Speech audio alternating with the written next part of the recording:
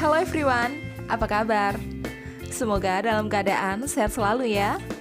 Di kesempatan kali ini, saya ingin berbagi pengetahuan terkait dengan kalimat-kalimat dalam bahasa Inggris dengan parallel structure. Ini merupakan materi yang penting dalam TOEFL preparation. Yuk, mari kita belajar sama-sama ya. Sebelum kita lanjut, saya ucapkan selamat datang di channel YouTube saya. Jangan lupa subscribe dan klik tombol lonceng.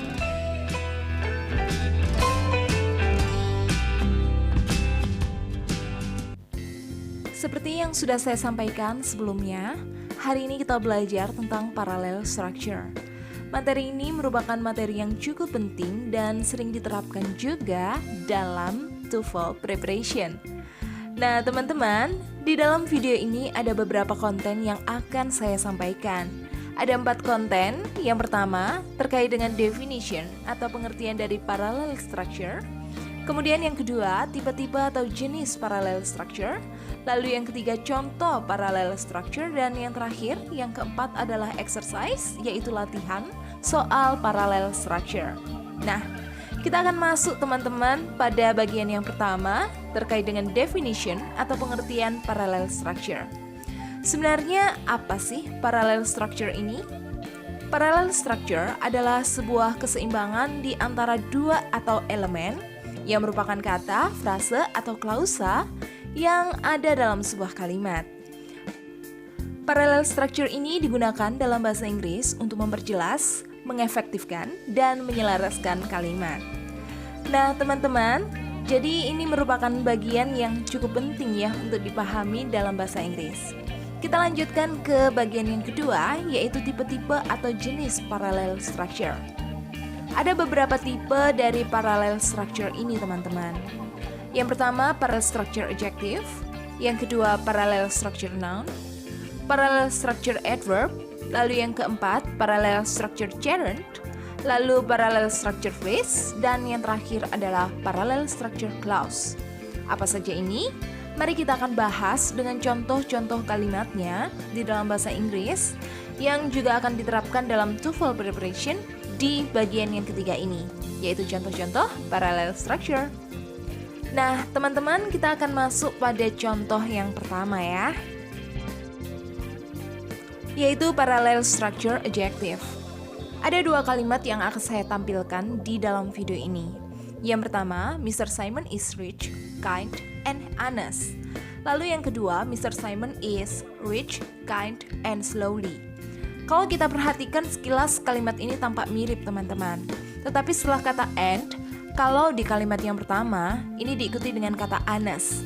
Kita perhatikan, rich, kind, kemudian honest ini merupakan sama-sama adjective.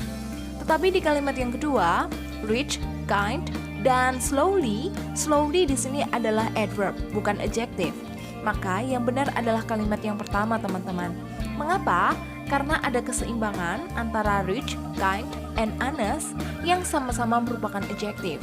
Jadi, kalau depannya adjective, tengah adjektif, maka belakang juga harus pakai adjektif teman-teman. Setelah kata hubung and ini, maka harusnya dia harus sama-sama adjektif, nggak boleh adverb di situ ya. Kita lanjut pada bagian yang kedua, yaitu parallel structure noun. Saya akan tunjukkan kalimat ini. He is an engineer, a businessman, and politician. Semua ini, bagian-bagian ini teman-teman, sama-sama merupakan noun. Nah, maka ini adalah kalimat yang benar teman-teman. Tetapi berbeda dengan kalimat yang kedua. He is an engineer, a businessman, and he teaches. Di dalam kalimat ini, engineer ini merupakan noun, businessman merupakan noun, sedangkan setelah kata and, he teaches, ada subjek dan verb di sini. Maka kalimat ini tidak seimbang teman-teman, tidak paralel. Sehingga kalimat ini adalah kalimat yang salah. Nah, kita akan lanjut pada parallel structure yang lain, yaitu parallel structure adverb. Adverb ini adalah kata keterangan ya teman-teman. Jadi kita harus bisa membedakan antara adjective atau adverb. Nah, Diana works slowly and careful. Pada kalimat ini, Diana bekerja dengan pelan. Slowly di sini merupakan kata keterangan, sedangkan careful bukan merupakan kata keterangan atau adverb. Maka di kalimat ini ada ketidakseimbangan atau ketidakparalelan sehingga kalimat ini merupakan kalimat yang salah. Bagaimana cara membuatnya menjadi paralel? Maka dua-duanya harus dijadikan adverb, teman-teman. Sehingga kalimat yang kedua ini yang benar. Diana works slowly and carefully. Kita lanjut jenis parallel structure gerund.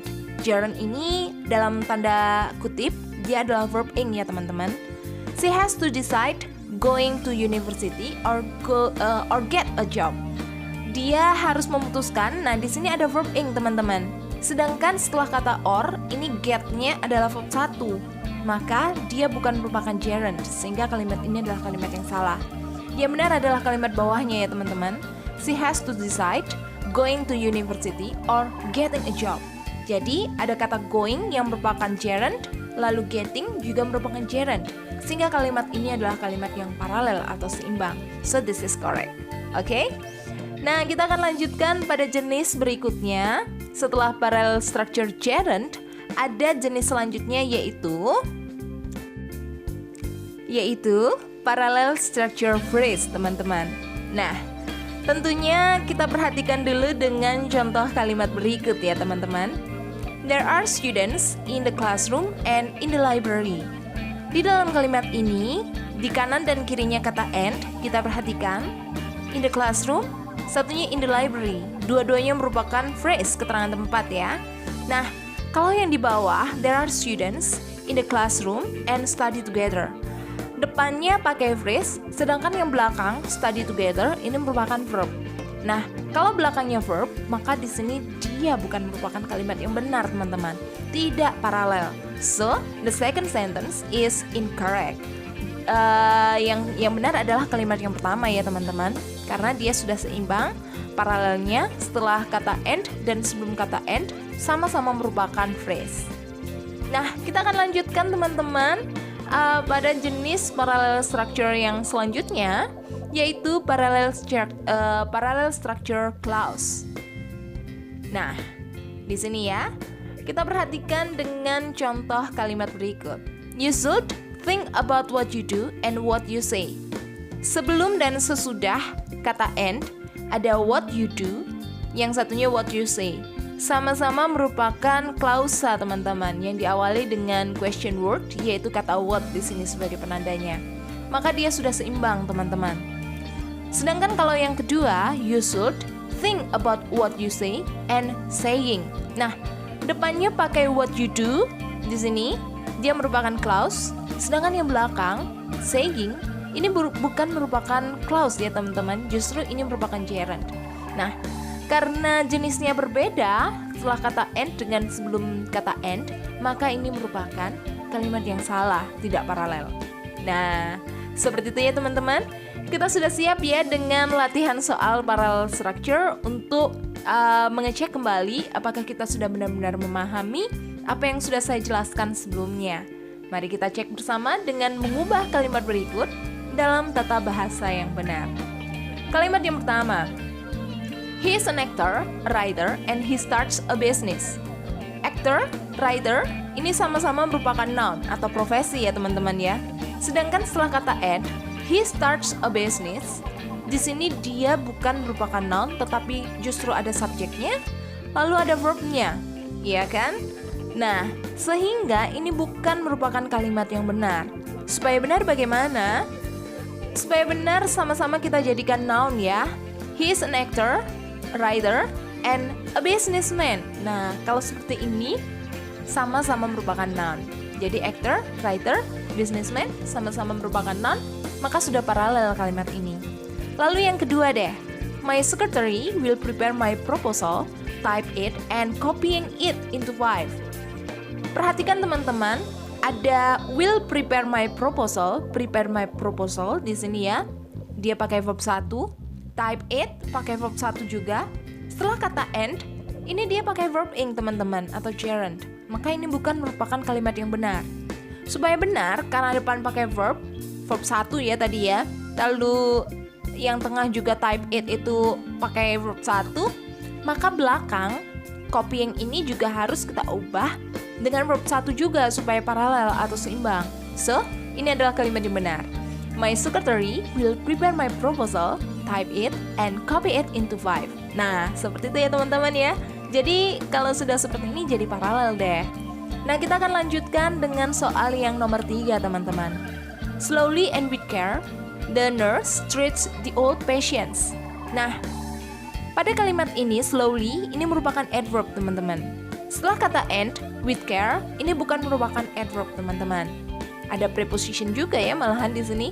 Maka supaya seimbang, dua-duanya harus kita jadikan adverb teman-teman. Nah, jadinya bagaimana dong? Kalau ada kata with care, kita ubah jadi adverb, yaitu dengan carefully.